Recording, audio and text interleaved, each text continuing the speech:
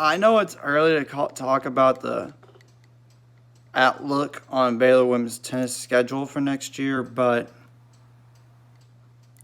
I know it's all the ranking stuff is from this past season that just happened.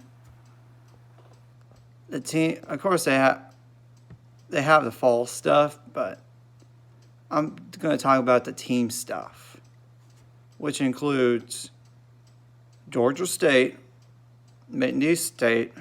All this information on BaylorBears.com, and go into Baylor Women's Tennis and go look at their schedule.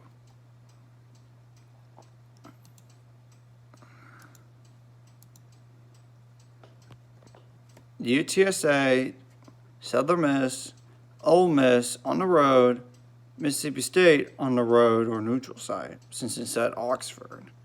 Nebraska, TCU as a non-conference match, not regular season. Illinois, Miami, Northwestern, Rice, Iowa State, Prairie View A&M, West Virginia. Then they play UCF, Washington, Kansas State, Kansas on the road, both those on the road, and Washington's on the road. Oklahoma at home, Oklahoma State at home, TCU as a Big 12 match on the road, Ohio State at home, Texas Tech at home, and then last Big 12 regular season match, or last regular season match in general, Texas on the road. Ooh. And the Big 12 tournament is from April 16th to April 20th. And I do believe I know the guys' schedule on the Big 12 tournament is the same weekend. I know it's the same weekend. I know it is. And this year, they are playing in Stillwater, Oklahoma, and not in Lawrence, Kansas. Like last year, the year before, they played at Texas. But the guys is only April 17th to April 19th. So, yeah.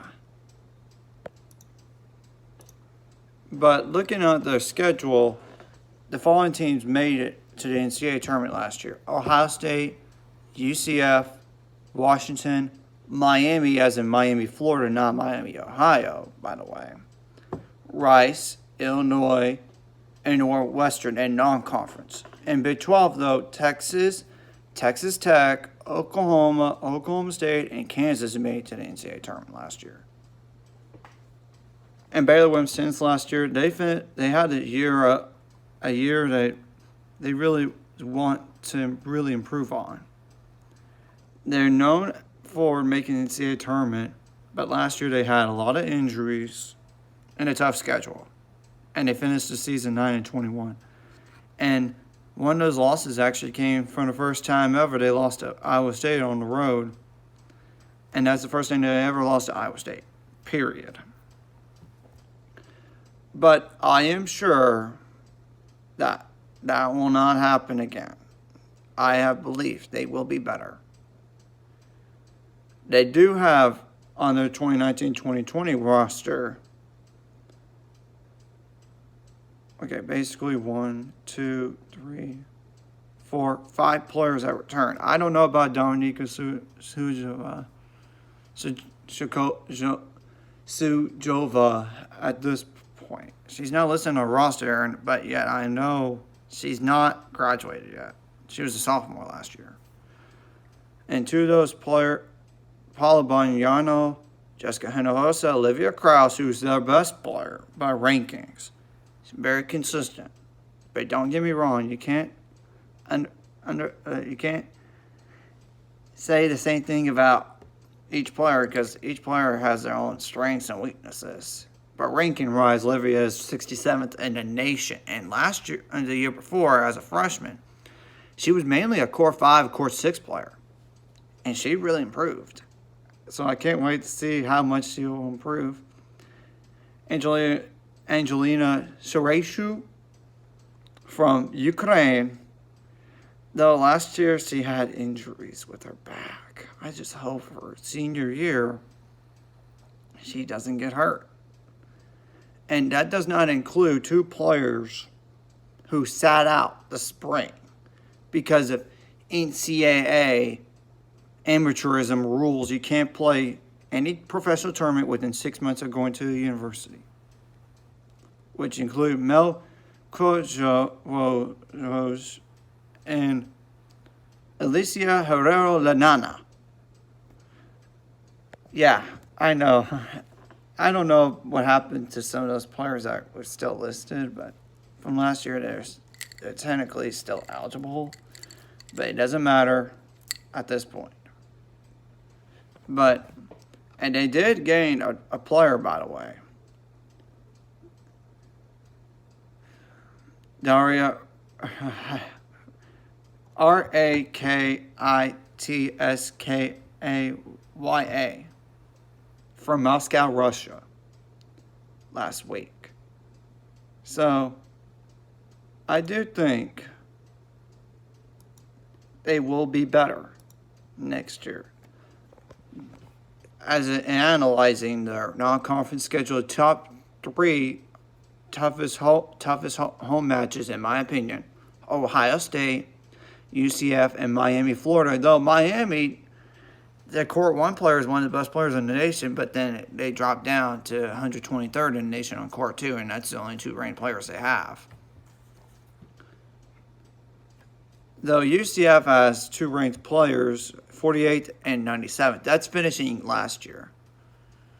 And Ohio State has 3 ranked players returning. That's 63rd in the nation, 96th, and 121st. Though, as for the road matches for non-conference, Washington is going to be tough, but don't get because they have 1 player that's ranked returning, 88th in the nation, out of 2 players. But the other player was a senior last year, so she can't be gone. She's no longer here. However, Rice is good too. They have 1 ranked player returning, 65th in the nation. Though Illinois has only 1 ranked player, and that's 35th in the nation. Northwestern only has 1 ranked player returning. That's 42nd in the nation. Ole Miss, out of 2 players, one of them is returning, 90th in the nation. And Mississippi State only has 1 ranked player, 72nd in the nation. But as a Big 12 as a whole, I think Texas is the toughest by far because they have a good Core 4 player and 3 ranked players. 31st who in the nation, 34th, and 59th. Though the 31st player in the nation last year, she was actually one of the better players in the nation the year before. So she really went down. Though Texas Tech might not be as strong next year because they did lose 3 seniors, including one of their best players they ever had. So, with that being said, the toughest home match, I think it's Oklahoma State. But they only bring back 2 ranked players out of 4, which there are 2 ranked players returning, 74th and 103rd in the nation. Which all that information is on. Trying to think, what's the ranking website? ITAtennis.com, and then go to results and rankings and click on rankings and then go to women's rankings for Division 1 and go to the last week. By the way, that's how I know all this stuff. Though Oklahoma was stronger last year than years past. And their only ranked player they have is an upcoming senior who's 36 in the nation. Though at TCU, even though they didn't make an NCAA tournament last year, they have 1 player that's ranked at 60th in the nation, who's about to be a sophomore. West Virginia and Iowa State and Kansas State do not have ranked players, by the way. Same with Kansas.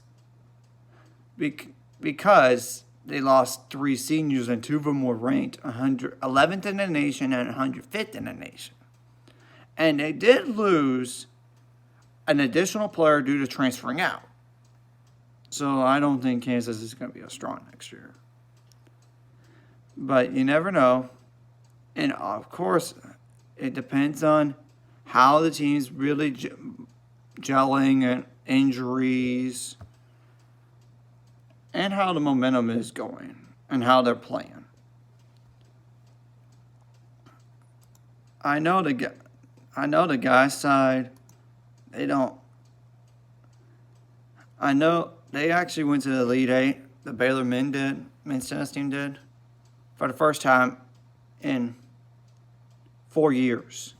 And they won a Big 12 tournament for the first time in 5 years. On the first year, then now he's in his second year going into the program, Brian Boland. 4 national championships in 21 years prior to last year as a first-year head coach at Baylor, replacing a longtime head coach, Dan Knoll, who won the national championship in 2005. Though I don't know about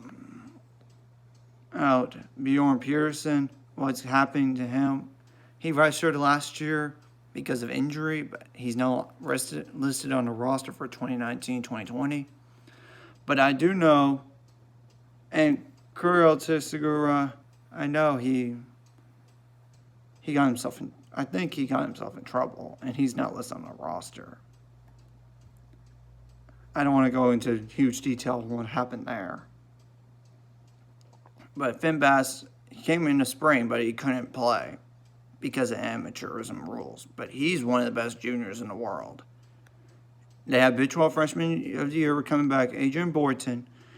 Jensen Brusby, who, by the way, is the best high school American tennis player in his class upcoming this year. And he's actually ranked 398th in the world in the ATP Tour.